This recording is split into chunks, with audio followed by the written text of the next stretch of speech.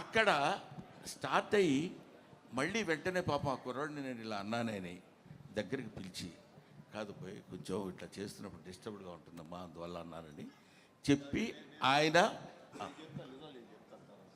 తర్వాత చిరంజీవి గారు నిజాలు చెప్తారు. అక్కడ ఉండేటువంటి ఆ కుర్రాడు ఈ రోజు ఇలా చిరంజీవి గారి పక్కన కూర్చొని 40 సంవత్సరాల సుదీర్ఘమైన ప్రయాణం ఆయనతో ఆ భయం ఎలా ఉంటుందని చెప్పడానికి మా నాన్న గురించి మీరు ఇప్పుడు అడిగారు మా పిల్లల గురించి అది అలా ఉంటుంది అని చెప్పడానికి వాడున్నాడు ఎవడు మనవడి పేరు సార్ మనవడి పేరు పార్థ మిమ్మల్ని ఎలా భయపెడతాడు? మనవరాలు మీరా. ఓకే. పార్థ భయపెట్టడం ఉండదు, తాతగా అనుకుంటూ వస్తాడు, ఏదో మాట్లాడతాడు, ఏదో చెప్తాడు, అయిపోద్ది. ఒకసారి వాడు ఫోటోలు బాగా తీస్తాడు. వాడు వచ్చి రే నా ఫోటో తీ అని అంటే అలాగని కెమెరా పట్టుకున్నాడు. ఇలా అన్నాడు, అలా నవ్వద్దు మామూలుగా ఉండన్నాడు. నన్ను అలా అన్నాడు, ఎవడు లేడు అసలు. బ్రహ్మానందం గారు అంటే ఆనందంగా నవ్వుతారు, బ్రహ్మానందం గారు నవ్వు అంటాం కానీ నువ్వు నవ్వడం ఎందుకురా నవ్వించన్నట్టు చిన్న ఎక్స్ప్రెషన్ ఇచ్చాడు. సరే, అది మనవడితోటి. మనవరాలు నిన్న ఈ ఇప్పుడు వచ్చింది దాన్ని ఏమంటారు ట్రైలర్లో నేను కొడతాను కదా, అవును, కొడుతున్నప్పుడు గప్ప గప్ప పరిగెడు, ఎందుకు నాన్న తొచ్చావు ఎందుకు తొచ్చావు అది గట్టిగా, అది దానికి 2 years, వాడికేమో 5 years.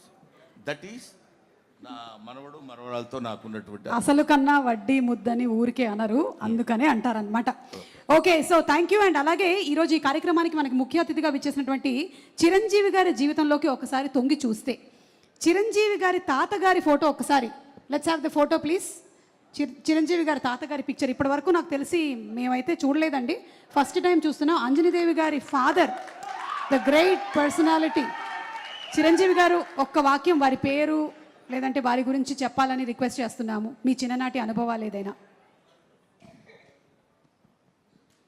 మా అమ్మగారి తండ్రి గారు రాధాకృష్ణ నాయుడు, ఆయన నెల్లూరు వాసి కానీ మొగల్తూరులో సెటిల్ అయ్యి అక్కడ స్టేట్ ఎక్సైజ్ ఇన్స్పెక్టర్గా రిటైర్ అయ్యారు ఆయన. అండ్ ఆయన నీకు ఎవరు పోలికలైనా ఎవరి బుద్ధి అని రావచ్చు కానీ ఆయన బుద్ధులు మాత్రం రాకూడదురా అనేవాళ్ళు. ఎందుకంటే ఆయన రసికుడు.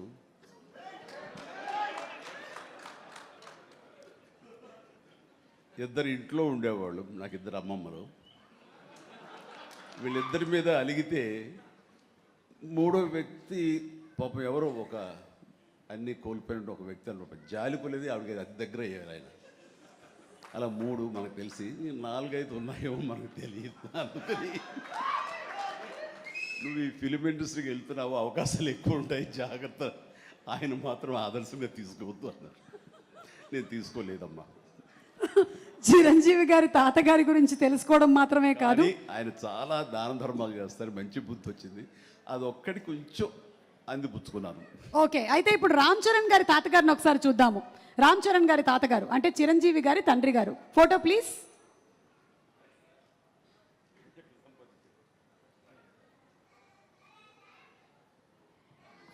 అమ్మా ఎస్, చిరంజీవి గారు ఈ ఫోటో వెనకాల ఏదో ఒక చిన్న స్టోరీ ఉందంట. ఈ ఫోటో తీసింది నేను, బ్లాక్ అండ్ వైట్. వావ్. ఆక్ఫా కెమెరాతో నేను తీశాను. ఇది మా నాన్నగారు చాలా స్ఫురద్రూపి అండి. యంగ్ ఫొటోస్ చూస్తే ఆయన గ్లామర్ నాకు కానీ, పవన్ కళ్యాణ్కి కానీ, నాగబాబుకి కానీ ఎవ్వరికి రాలేదు. అంత గ్లామరస్ ఫేసు, అంటే ఇటాలియన్ కట్స్ అంటారే అలా ఉంటుంది ఆయన ఫేస్ కట్. మేము ఆయన ఆరాధిస్తుంటాము, ఆయన మా hero. Super, great, thank you. And finally ఒక పిక్చరు క్లీంకారా వాళ్ళ తాతగారి ఫోటో చూద్దాము. Photo please. అమ్మ తొందరగా ఏంట్రా బాబు,